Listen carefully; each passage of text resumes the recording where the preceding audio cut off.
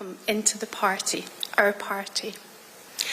After years in the toxic SNP, it is just so refreshing for me to have a place in a party where we support each other and where we work together as a team. For me, it has been beyond fantastic, actually, to meet with so many people this weekend.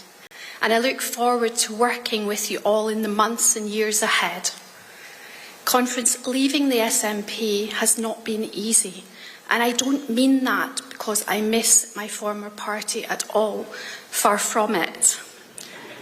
But nationalists and their supporters have tried to make my life a living hell and that of my family ever since I left.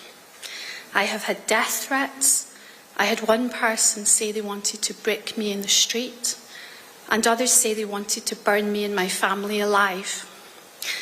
I now have had to have panic alarms fitted into my home, and Parliament have helped to strengthen and reinforce the doors and windows in my house. In the week that I left the SNP, I even had to take my family to a safe house. That's where politics in Scotland has descended to. As a mother, I told my daughters, I said, we're going on a break. I said that to protect them. Conference, I knew that leaving SNP would mean I would become a target for the very, very worst of nationalism. But the vile threats that I have received were beyond even my wildest imagination. Rather than engaging in the substance of issues, nationalist trolls resorted to bullying, and I'm sure that very many of you here today have experienced this too. Far, far too often, figures within the party have turned a blind eye to this, or at worst have seen complicit in it. Those who do not conform to nationalist orthodoxy in Scotland, or who have tried to challenge positions of those in power, are dismissed, they're degraded, and they're shouted down in public. Whilst in private, shadowy figures and anonymous accounts have used social media to harass and menace people, to bully them. So let me say to my former party, political arguments should never be made through intimidation and threats of violence. Thank you. It's so heartfelt. We all have a real responsibility, I feel, to stand up in Scotland, across the UK, particularly those nationalists who seek to undermine our democracy through bullying. No matter our political colours, we must stand united and we must challenge this. Conference, since leaving the SNP, I have been absolutely overwhelmed. I cannot thank you enough for the support that I have received in the Conservative Party. Previously, when I tried to speak about difficulties I had faced with former colleagues, I was ignored or silenced. Yet in the Conservatives, people have been treating me with respect, dignity and seriousness. Thank you so, so much to everybody here today. Conservatives across Scotland and the United Kingdom have been my stalwart in times of turmoil for myself and my family. And I want to give a particular thank you to our Prime Minister, Rishi Sunak, who has been a constant source of warmth and kindness to me.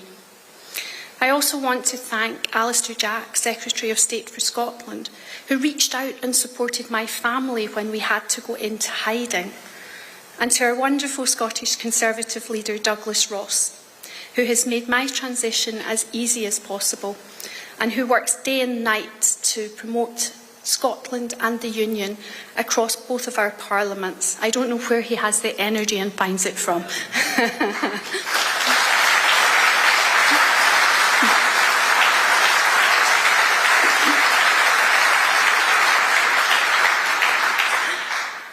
So believe me, I've had the experience when I say that this party is a special place that you all can be very, very proud of.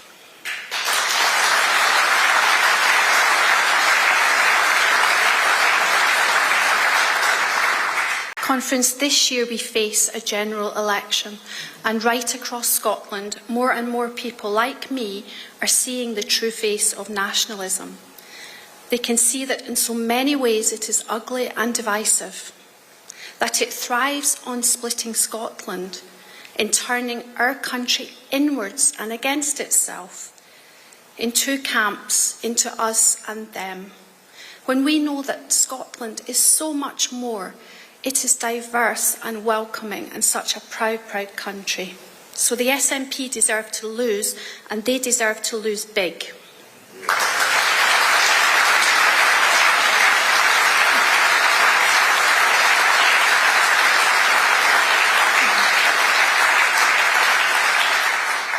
They have let down Scotland on every front, and they are failing to deliver in government. So for those Scots who are fed up with division, fed up with mismanaged public services and a stagnant Scottish economy without aspiration, the Scottish Conservatives are your natural home. And my message is that in key seats across our country, voters must know that it's only the SNP and that will strive to take Scotland forward.